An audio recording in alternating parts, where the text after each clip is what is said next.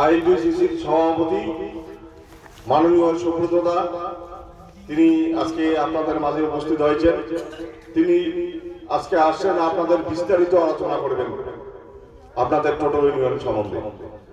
তো যাই হোক, আজকে এই গীতালদা 1 ও 2 অঞ্চলের আজকে যে টোটো চালকদের ডাকে যে আজকে আলোচনা সভা, এই আলোচনা সভার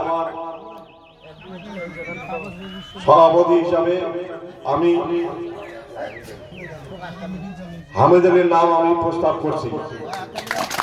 আমি এই প্রস্তাবটা সমর্থন করছি।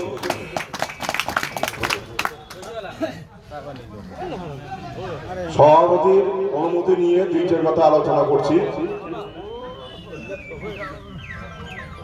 আজকে গীতালদাহ 1 ও 2 অঞ্চলের উদ্যোগে, টোটো চালকদের উদ্যোগে যে আলোচনা সভা, এই আলোচনা সভার শ্রদ্ধেয় সভাপতি উপস্থিত, আমাদের ব্লক আইনডিসির সভাপতি উপস্থিত,